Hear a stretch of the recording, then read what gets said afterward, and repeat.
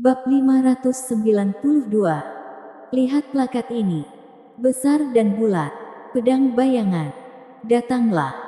Atas perintah Louis Lu. Pedang bayangan yang semula milik Penatua Yun tiba-tiba memberontak dan jatuh ke tangan Louis Lu. Ketika Penatua Yun ingin mengendalikannya, dia melihat pedang bayangan telah kehilangan akal sehatnya. Bagaimana ini bisa terjadi? Mata Penatua Yun melebar. Anjing tua, kamu pikir kamu bisa membunuhku dengan mudah? Jika ingin membunuhku, sebaiknya persiapkan dengan baik.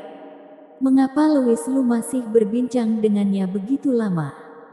Jika orang pemarah yang memiliki kekuatan untuk membunuhmu, bagaimana dia bisa berbicara kepadamu tentang saksi dan bukti sampai kamu mengakuinya? Tapi Louis Lu tidak melakukan itu. Jika kamu suka memberikan peringatan, maka aku akan berdiskusi denganmu terlebih dahulu dan membiarkanmu mengangkat beban itu sendiri, lalu memecahkannya sendiri. Saat Penatua Yun memanggil pedang bayangan, itu berarti dia sendiri yang menghancurkan yang baru saja didirikan. Jadi Louis Lu tidak perlu berdebat dengannya lagi. Anjing tua, lihat plakat ini. Besar dan bulat. Setelah tawa Louis Lu terdengar, niat membunuhnya tiba-tiba meningkat. Kemudian dia mencubit jarinya, meniru penampilan Penatua Yun sebelumnya, dan berteriak, pisau bayangan, bunuh. Pisau bayangan tiba-tiba ingin menusuk ke arah Penatua Yun. Pedang bayangan, kamu pengkhianat, pengkhianat. Aku sudah selesai. Penatua Yun sangat marah hingga dan mengelak dengan tergesa-gesa. Tapi tidak ada gunanya. Pedang pengejar bayangan menusuk dadanya tanpa ampun. Ini belum selesai. Sepertinya pedang pengejar bayangan menjadi sangat marah karena Penatua Yun. Dia menusuk 3 kali di dada Penatua Yun dan kembali ke tangan Louis Lu. Tidak ada bekas darah di pedang itu. Ini adalah pedang yang sangat cepat tanpa darah. Setelah pedang bayangan jatuh ke tangan Louis Lu, aura pembunuhan berdarah dingin barusan sudah tidak ada lagi. Sebaliknya, itu seperti kucing jinak, dengan patuh di tangan Louis Lu. Di sisi lain Penatua Yun dari dada ke punggungnya, darah terus mengalir. Penonton terdiam. Dalam waktu sesingkat itu, Louis Lu pertama kali membunuh Jerome Xie, lalu Fone Zhuang, dan akhirnya Penatua Yun.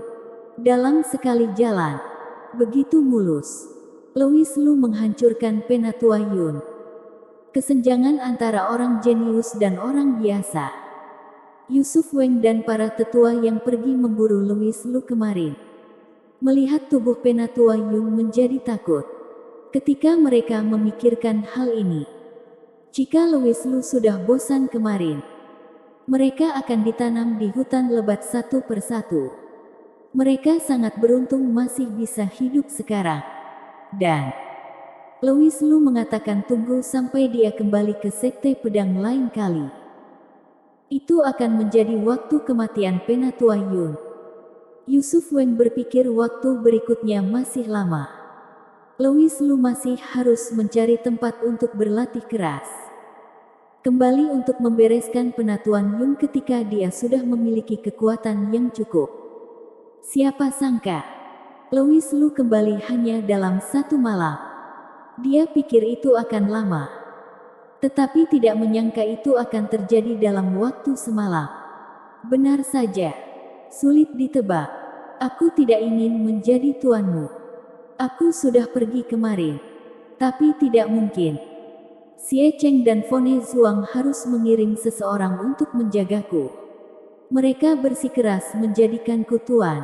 Aku sangat kesal, tapi tidak mungkin. Aku bisa mengerti perasaan mereka berdua. Lagi pula, potensiku sangat besar.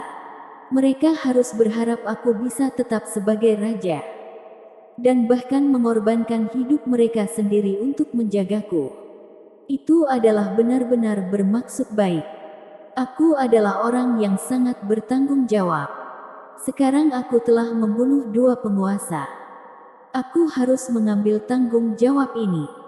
Jadi di masa depan, tiga sekte pedang utama akan bergabung menjadi satu dan aku akan menjadi penguasa baru. Apakah ada yang keberatan? Setelah Louis Lu selesai berbicara dengan keras, Roni Liao berlutut terlebih dahulu. Dengan penuh semangat, hormat penguasa. Dia berharap kalau sekte Kaisar Pedang dapat dibangun kembali. Tetapi dia tidak menyangka hari ini akan menjadi kenyataan. Yusuf Weng dan tetua sekte lainnya juga berlutut dan berkata dengan hormat, "Hormat Tuan." Murid sekte pedang di sekitar masih tampak bingung. Beberapa orang tidak tahu ini nyata atau mimpi. Karena kematian Penatua Yun masih sangat mengejutkan mereka. Suara Louis Lu terdengar lagi, "Aku orang yang sangat demokratis.